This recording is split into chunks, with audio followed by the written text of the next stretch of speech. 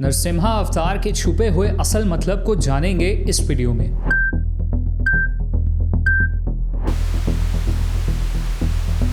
नरसिम्हा अवतार के बारे में कौन नहीं जानता।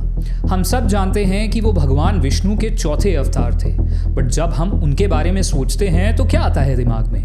एक शक्तिशाली, खूंखार, आधा इंसान आधा शेर, माने half man half lion creature जो अपने नाखूनों से एक दानव, एक असुर के चीथड़े कर रहा है। इस इमेज को देख के आप में क्या इमोशंस जागते हैं? गुस्सा माने एंगर, स्ट्रेंथ, करेज, भक्ति शायद से कि जय हो प्रभु। बट क्या हो अगर मैं आपको बताऊं कि ये जो मतलब हम निकाल के बैठे हैं नरसिम्हा अवतार का, वो सरासर गलत है। ये समझने के लिए जरा नरसिम्हा अवतार की कहानी का रिकैप करते हैं।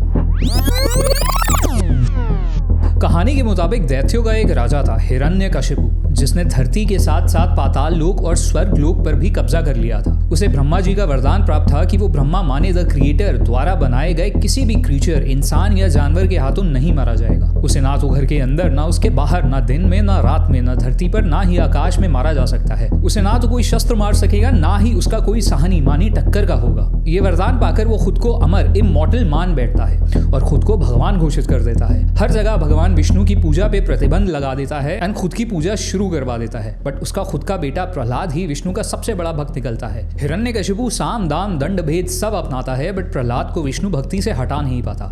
कहानी के क्लाइमैक्स में हिरण्यकशिपु एक पिलर की तरफ पॉइंट करते हुए प्रहलाद को बोलता है कि अगर तेरा विष्णु हर जगह है तो इस पिलर में भी है क्या? ये बोलते ही पिलर में से भगवान विष्णु नरसिम्हा अवतार में प्रकट हो जाते हैं। वो हिरण्यकशिपु को अपनी जांग पे लटाते हैं एंड नाखूनों की मदद से उसका पेट फाड़कर उसे मार देते हैं। अब विष्णु का ये अवतार और जिस तरह हिरण्यकशिपु को मारा गया उसे मिले हुए ब्रह्मा के वरदान के मुताबिक था। नरसिम्हा ना इंसान थे ना जानवर। उन्होंने महल के चौखट पे उसे मारा, जो कि ना अंदर था ना बाहर। शाम के समय मारा, जो ना ही दिन में था ना ही रात में। अपनी जांग अपनी थाई पे मारा, जो ना धरती थी ना आकाश, एंड नाखूनों से मारा, ना कि किसी शस्त्र से।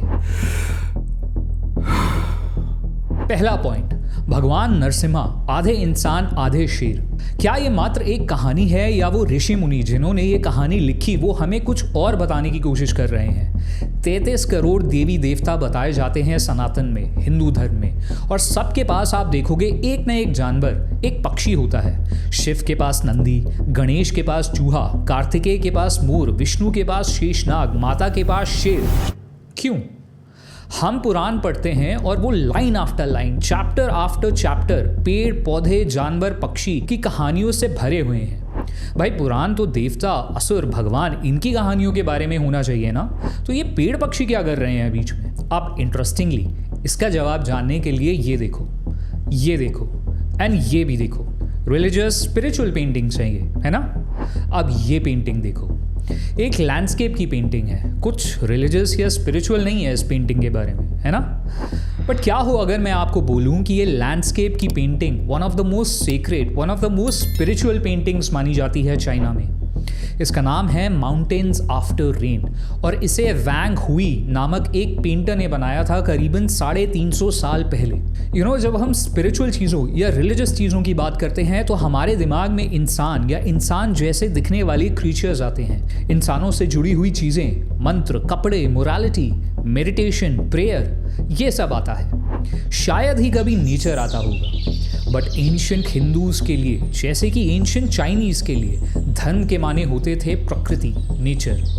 हिंदुइज्म में हर जानवर, हर पेड़ पौधे को किसी न किसी तरह से भगवान से जोड़ दिया गया है, क्योंकि जिसकी हम पूजा करते हैं उसका हम शोषण, उसका हम एक्सप्लॉयटेशन नहीं कर सकते।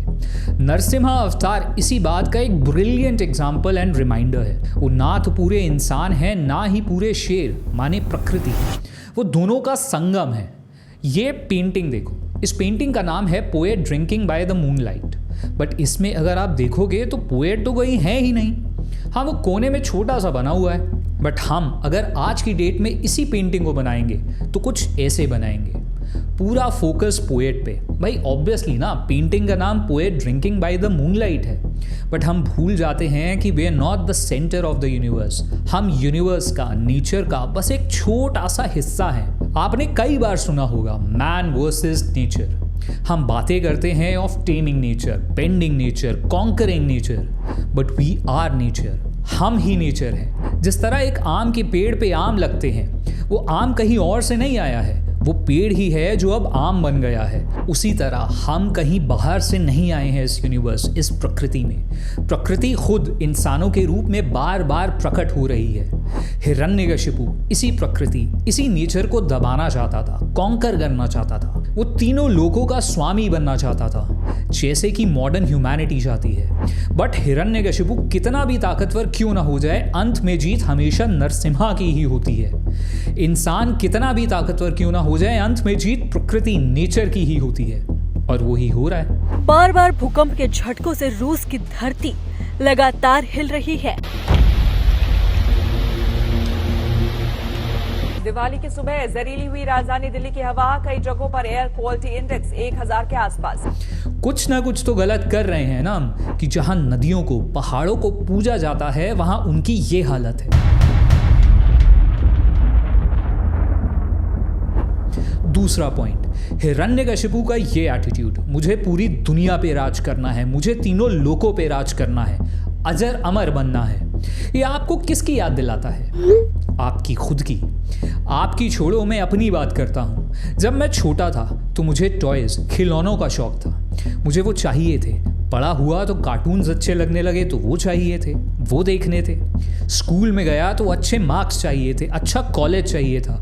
एक सर्टन एज के बाद ऑपोजिट सेक्स माने लड़कियां चाहिए थी, फिर अच्छी नौकरी चाहिए थी, फिर शादी, फिर बच्चे, प्रमोशन, गाड़ी, घर एंड सो ऑन। ये जो और चाहिए वाली फीलिंग है, ये पता नहीं कब से बनी ही हुई है। हिरण्यकशिपु में भी थी, मुझ में भी है, एंड प्रीटी श्योर कि आप सब में भी होगी। अभी इसी वक्त कुछ ना कुछ है जो हम लाइफ से मांग ही रहे हैं। भूख, डिजायर। भगवान बुद्ध का दिया हुआ दूसरा noble truth, there is suffering in the world and this suffering is caused by desire. Puja हम भले ही नरसिम्हा की करते हैं, बट क्या हम सब भी हिरण्यकशिपु की तरह नहीं हैं? ये चाहिए, अब ये चाहिए, वो भी चाहिए, फिर ये चाहिए। क्या होता है हिरण्यकशिपु का हाल एंड में? उसे सब कुछ मिल जाता है, जो वरदान मांगता है वो मिल जाता है। क्वाइट लिटरली तीनों लोक मिल जाते हैं उसे, फिर भी अनसैटिस्फाइड रहता है। क्या हो अगर हमें जो चाहिए वो बाहर कहीं हो ही नहीं? हिरण्यकशिपु की तरह बुद्ध के पास भी सब कुछ था, राज्य, महल, all the luxuries in the world, but वो भी सेम स्टेट, सेम कंडीशन में थे, अनसैटिस्फाइड, अनफुलफिल्ड, जब तक उन्होंने इस डिजायर को ही नहीं त्याग दिया। You know, Jim Carrey, one of the most famous Hollywood actors, उन्होंने एक बार कहा था, I think everybody should get rich and famous and do everything that they ever dreamt of so that they can see it's not the answer.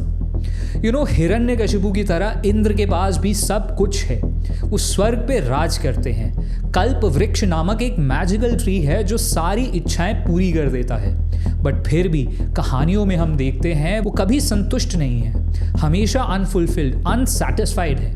कोई ऋषि तपस्या करते हैं तो उनकी तपस्या भंग कर देते हैं कि कहीं ये मेरा सिंहासन ना मांग ले। असुरों से घबराते हैं कि कहीं ये आक्रमण न कर दे। पैसा तो है, बट और चाहने की लालसा भी है, और इसी लालसा की वजह से पैसा, प्रॉस्पेरिटी उनसे दूर भागती रहती है। हाथ में मिट्टी पकड़ने की तरह, जितना कोशिश करो उतना निकलेगी। और इससे बिल्कुल उलट भगवान विष्णु है, जो कुछ नहीं चाहते, कुछ नहीं डिजायर करते। इनफैक्ट जो कुछ भी करते हैं दूसरों के लिए करते हैं। अवतार लेते हैं तो जगत कल्याण के लिए, everything for the other, and नतीजा प्रॉस्पेरिटी, वेल्थ माने लक्ष्मी उनके पास बैठती है। हमें लाइफ में विष्णु बनना है, इंद्र या हिरण्यकशिपु नहीं। और यही हमारी, आपकी और मेरी सारी उत्तेजनाएं, एंग्जाइटी का सल्यूशन है, का सार है। इस वीडियो में हमने नरसिम्हा अवतार और उनकी कहानी के छुपे हुए असली मतलब को जानने की कोशिश करी, 2 पॉइंटर्स से।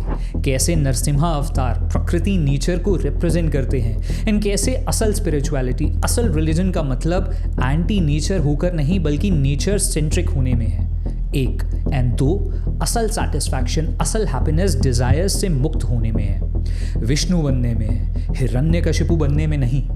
अगली वीडियो आप किस टॉपिक पे देखना चाहेंगे, ये नीचे कमेंट सेक्शन में ज़रूर मेंशन कीजिए। तब तक के लिए थैंक यू।